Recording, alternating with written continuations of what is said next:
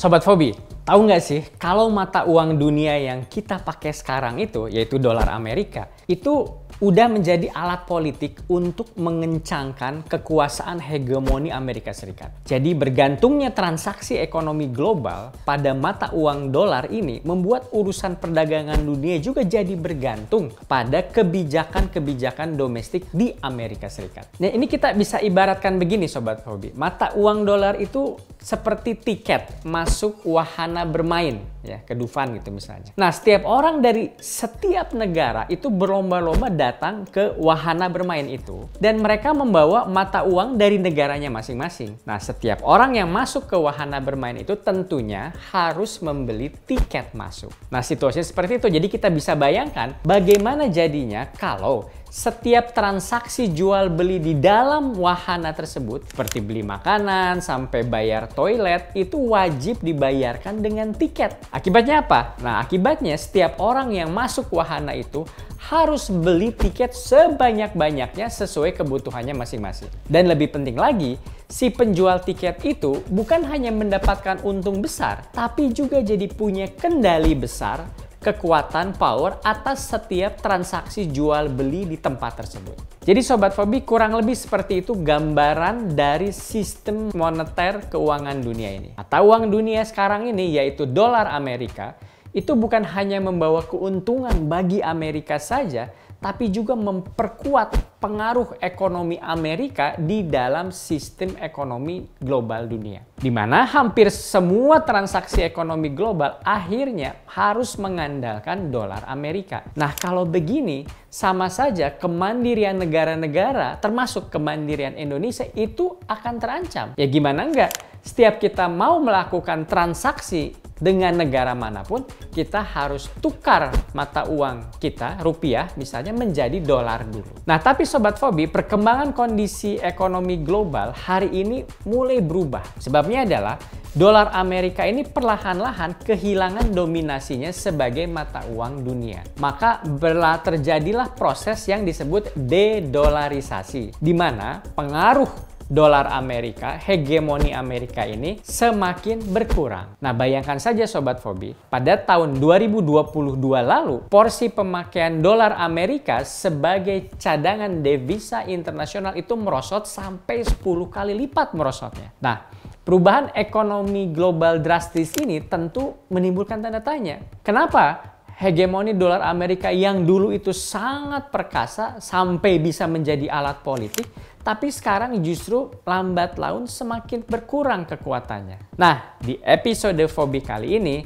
saya akan mendiskusikan mengenai fenomena dedolarisasi ini, dan yang lebih penting nih, merosotnya hegemoni Amerika dalam percaturan ekonomi politik global.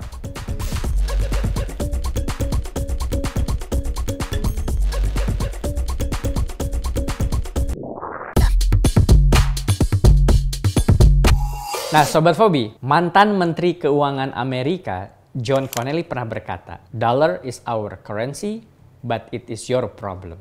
Nah, perkataannya ini tentu punya arti khusus Sobat Fobi. Karena setidaknya hingga saat ini, dominasi dolar Amerika sebagai mata uang utama dalam perdagangan dunia itu membawa keuntungan yang sangat besar bagi Amerika Serikat. Tapi di sisi lainnya, justru membawa masalah-masalah untuk negara-negara lain. Data IMF sendiri menyebutkan kalau di awal abad 21, porsi penggunaan dolar Amerika dalam cadangan devisa global ini bisa mencapai 73%. Nah, hingga tahun 2022, porsinya pun memang masih dominan, tapi menurun menjadi 58%. Nah, berkat dominasi dolar ini, Amerika itu mampu menyumbang lebih dari 20% output ekonomi dunia.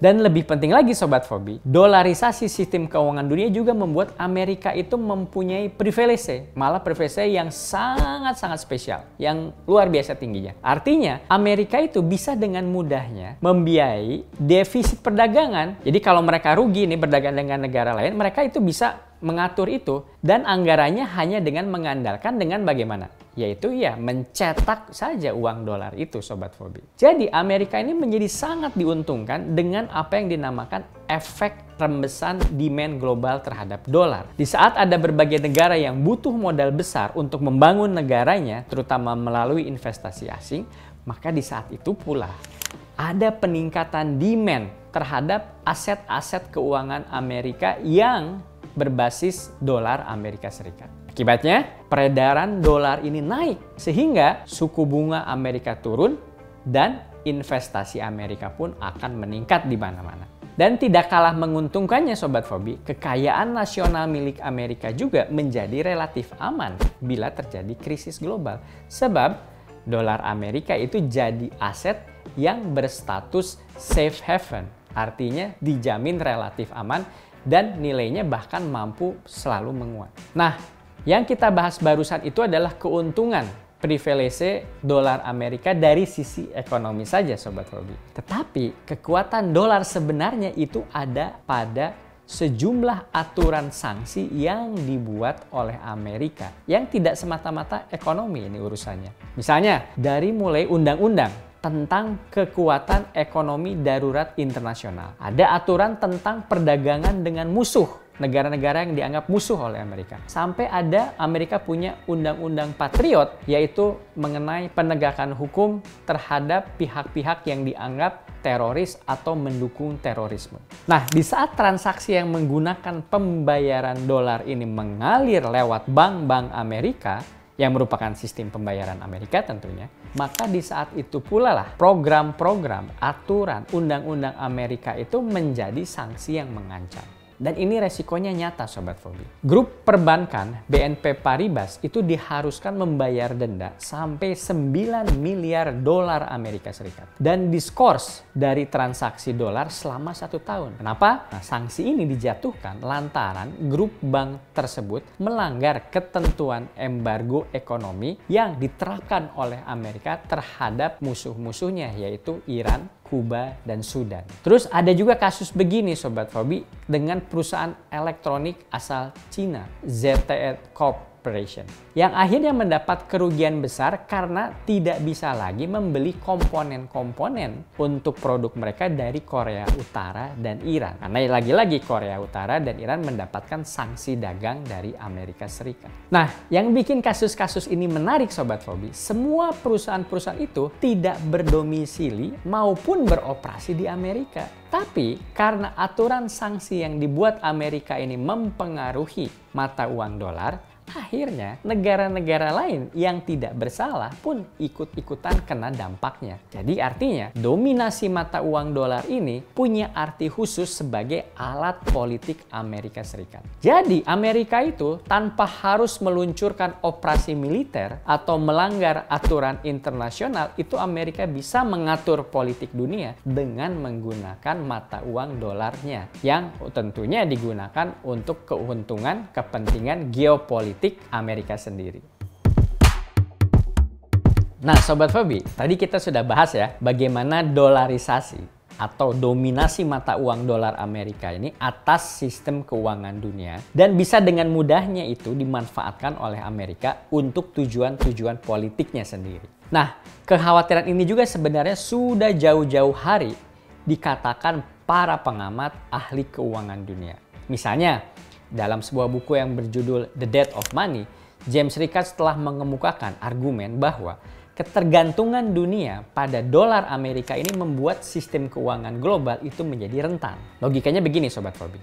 Jika hampir semua transaksi internasional itu menggunakan dolar Amerika, maka mudah untuk membayangkan ketika Amerika mengalami krisis domestik atau nilai dolarnya menurun, maka krisis keuangan global pun bisa dengan mudahnya menyebar luas. Jadi tergantung Amerika yang punya masalah tapi bisa menyebar kemana-mana. Nah, untuk mencegah krisis keuangan global yang hebat terjadi, tentunya solusi besar adalah melakukan dedolarisasi ini atau mendiversifikasi mata-mata uang dunia ini harus segera dilakukan. Menariknya Sobat Fobi, fenomena dedolarisasi ini yang sudah terjadi selama 2 dekade abad 21 ini, dulu di tahun 2001, porsi penggunaan dolar Amerika dalam cadangan devisa negara-negara di dunia itu mencapai tadi 73%. Tapi angka itu turun terus, sehingga pada tahun 2021 mencapai 55%. Bahkan di tahun 2022 turun terus. Porsi dolar sebagai cadangan devisa dunia itu turun menjadi 47%. Nah, menariknya lagi,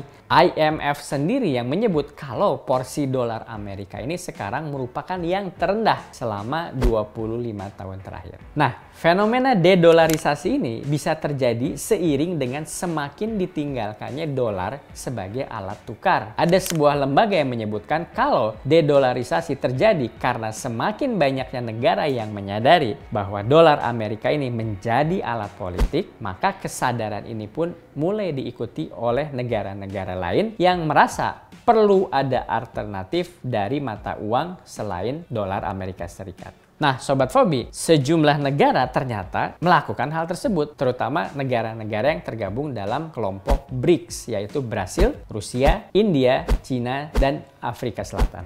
Nah, mereka ini mendorong langkah bersama untuk membentuk mata uang baru. Ini memang sangat strategis, ini menjadi langkah politik, bukan hanya ekonomi, untuk mengurangi ketergantungan pada mata uang dolar Amerika. Tapi yang penting di sini yang harus digarisbawahi adalah pentingnya ada alternatif mata uang dalam perdagangan dunia. Itu yang penting Sobat Fobi. Nah, tidak kalah dengan negara-negara itu, Indonesia ternyata sudah mengurangi ketergantungan pada dolar sejak tahun 2018 Sobat Fobi. Melalui kebijakan Bank Indonesia, Presiden Jokowi itu sudah menggencarkan penggunaan mata uang lokal melalui apa yang disebut dengan local currency settlement dalam perdagangan bilateral. Dan kini metode local currency settlement itu pun berkembang jauh menjadi local currency transaction yang digunakan tidak hanya dalam perdagangan tapi juga di bidang investasi dan transaksi pasar-pasar uang. Nah, Sobat Fobi, diversifikasi mata uang dunia ini tentunya menjadi langkah tepat seiring perubahan iklim moneter dunia. Seiring dengan peluncuran mata uang BRICS nantinya,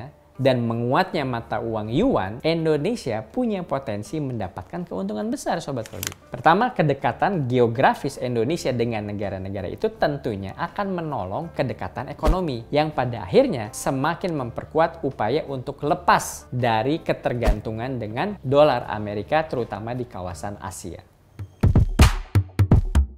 Nah, Sobat Fobi, gelombang dedolarisasi ini diikuti dengan berbagai langkah politik untuk mengurangi ketergantungan pada dolar Amerika. Yang itu juga berarti mengurangi hegemoni kekuasaan politik dan ekonomi Amerika di dunia. Menarik Sobat Fobi, Indonesia itu jadi salah satu pemain aktif yang turut mengambil peran dalam menciptakan tata kelola ekonomi global yang lebih adil. Hal itu bisa kita lihat dari kebijakan Presiden Jokowi yang menggunakan mata uang lokal melalui kebijakan LCT itu tadi dalam setiap kerjasama bilateral, baik itu perdagangan, investasi, ataupun transaksi di pasar uang. Nah, seperti biasa Sobat Fobi, tidak cukup dengan langkah ekonomi, langkah politik pun diluncurkan oleh Presiden Jokowi dengan cukup berani, sangat berani malah. Lewat keketuaan ASEAN ini, Indonesia yang memegang tahun ini, Indonesia menyusun agenda perluasan LCT ini di kawasan ASEAN. Nah, para menteri-menteri yang terlibat itu sudah bicara, gubernur bank juga sudah bicara untuk membentuk sebuah semacam panduan LCT yang nantinya akan mengatur kerangka kerjasama dengan mata uang lokal. Nah, maka tidak heran jika dengan berbagai langkah serius ini bukan hanya nilai tukar rupiah yang semakin menguat, sekarang sedang menguat rupiah Sobat Fobi, tapi juga keuntungan ekonomi yang didapatkan cukup besar. Di tahun 2023 saja, Indonesia bisa meraup total nilai transaksi LCT itu tadi sampai lebih dari 900 juta dolar. Selain itu, pelaku ekonomi yang menggunakan LCT itu tadi itu mencapai lebih dari 2.000 pelaku ekonomi. Lebih tinggi dibanding tahun lalu yang sebelumnya hanya sekitar 1.700